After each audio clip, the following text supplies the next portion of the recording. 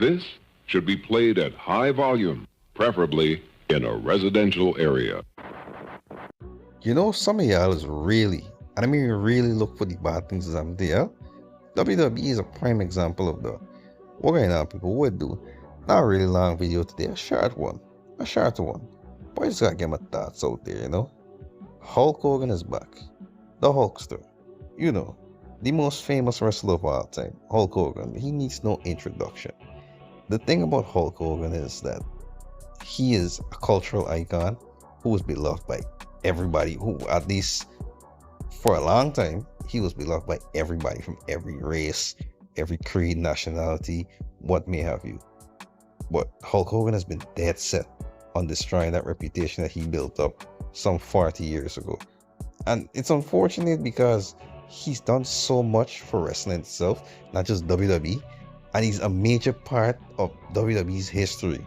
That wiping him out of WWE's lexicon, WWE's history books, is nearly impossible without leaving a bunch of plot holes. I mean, they tried it back in 2015. Y'all remember how that was weird, right? When they were mentioning WrestleMania and they mentioned Hulk Hogan.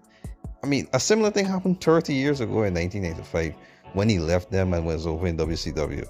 Shit felt weird, but it seems like he himself is trying to do that as well. The good thing for Hulk Hogan is that he became a star during the era where information was very, very limited. That was five decades ago, bro, the 1980s. So a well-curated image was something that he had for a long time, and it only had a few blemishes here and there. See the 1993 steroids trial, WCW, and all the little machinations that happened backstage there. You know, all these different things. The unfortunate part for Hulk Hogan, the stupidness that he does, or anybody else in the industry for that matter does, it becomes public knowledge. And not only is it public knowledge, but people now have the free reign to scrutinize everything that you do. And it makes it worse when everything that you do or you yourself are actively trying to get a rise out of people because you're either ignorant, you're either stuck in your bad ways, or you just don't give a shit and you just have a high ego. You just have that, you just rank of egotism. And this is Hulk Hogan in just a nutshell. But I won't get into the the racist, not the racist allegation, the racist tapes and all these different things as yet. I'll save that for the back burner. Let's just start back in the days with Hulk Hogan's personality. There, a lot of people think that this is just like another match, promoting another match, but it's not like that. I'm proposing the first real professional wrestling match of all time, a real fight.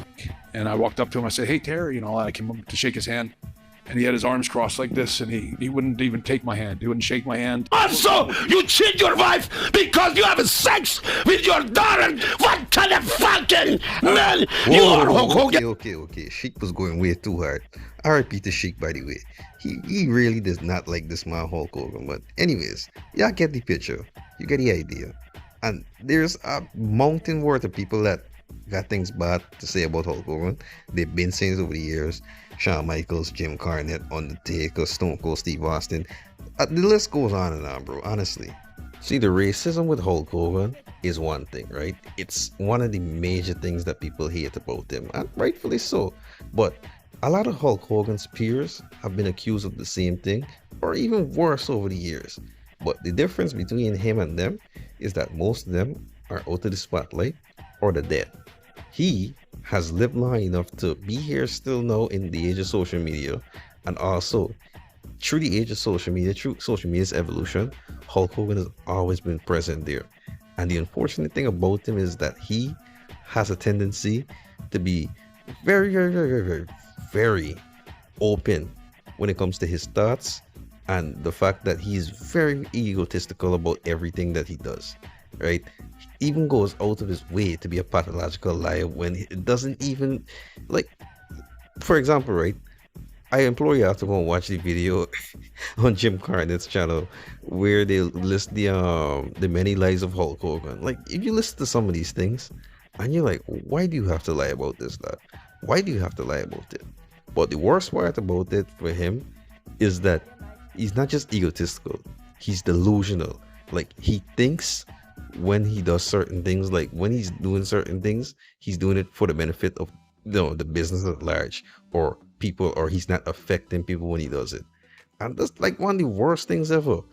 And what I mean delusional, I mean he's the type of person that would do something bad, knows he's doing something bad, but think to himself, hey, it's not gonna hurt you that much. It didn't really hurt you this much. Some might say that's him just being wicked overall, but no, I don't think he's that wicked. I think Hulk Hogan himself, while he knows what he's doing, he's so far up his ass that he really thinks he's not gonna be affecting people, or the things that he says, or the lies that he puts out there, and the way that he politics, it ain't gonna affect other people. But I'm sorry, Hulk, but there's consequences for your actions out here, G. In 2015, when the tape leaked and everybody around the world heard Hulk Hogan say the words, you know the word he said. Hulk Hogan came back to WWE after a while. I think it was 2017 or 2016. He went around the locker room and he was apologizing. But according to Titus O'Neil, Mark Henry, who else was in the WWE at that time that was calling him out for it? A lot of people were calling him out. Hulk Hogan never actually apologized to the black people that he offended with those words, He never apologized to anybody in particular. He really and truly wasn't sorry. You're only sorry you got caught. But the most disappointing part about it all is that after all these years, it's been about 10 years now since he first got excommunicated from WWE.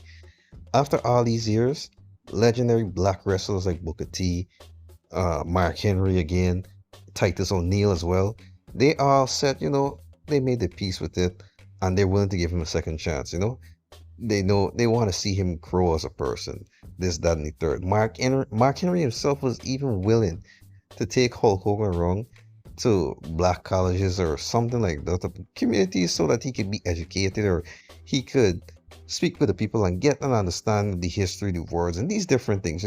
Education is an important thing when it comes to certain topics that you might cross the line when you mention these topics and so forth. Hulk Hogan wasn't even willing to do that.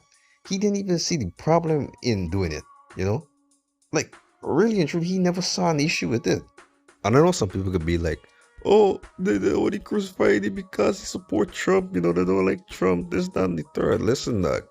Listen, they got a small minority of wrestling fans that care about politics and care about that whole shit there. The majority of wrestling fans aren't mad at Hulk Hogan, or haven't been mad at Hulk Hogan because of his politics. This thing had nothing to do with politics, because Undertaker came out on the same episode of Raw, and that man is a big supporter of Donald Trump. Like, he and Batista had it out the other day because they're on the opposite sides of the political spectrum. Kane is an elected official under the Republican Party. He is a big supporter of Donald Trump. For many years, it's been known. And Kane has come back multiple times to loud cheers, loud applauses. And people are always defending Kane online when, fans who are of the Democratic persuasion would attack him and say, oh, he's supporting this man, I can't support you. People would come to his defense and be like, that's just politics. This has nothing to do with politics. This is just the bonfire that all the smoke we've been seeing for so many years has been emanating from for so long. And this is, even though I was born in the 2000s, this is one of the biggest, at least back then, Hulk Hogan supporters be. Hulk Hogan is such a cultural icon that I came after he was already retired. I'm like, yo, this is the man, this is my guy. But it's not like he was on tape casually using the N-word, like a joking way, like, oh, my nigga this, my nigga that. No, he was on them tapes, and the man was like, oh, he, out of his mouth, he said he was racist. Like, come on, dog. What we doing? To people who, defending Hulk Hogan, and be like, oh my gosh, why did they crucify me, dog? They crucify me, rightfully so, because he doesn't see the problem. Like, he engaging why people don't like you. That's the problem with Hulk Hogan, dog. He's the person that's punch you in the back of your head for no reason, and then he sit down and ask you, why you vexed? I didn't do nothing to you. Oh, I'm vexed because you hit me in the back of my neck and now my neck hot to me. That's why I vex. All this is now is just a destruction to the celebrity mythos that started the last 10 years or this decade in general. And you know what?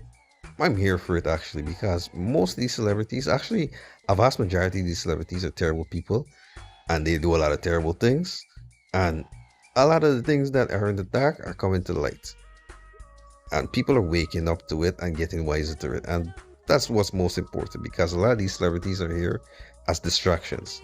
Sure, we gotta distract ourselves sometimes with some entertainment, but we gotta think, we gotta open our eyes a bit more. Anyways, guys, that's all I gotta say for today. I'm fed up talking. I can see y'all later. I'm the man. I'm a people champion.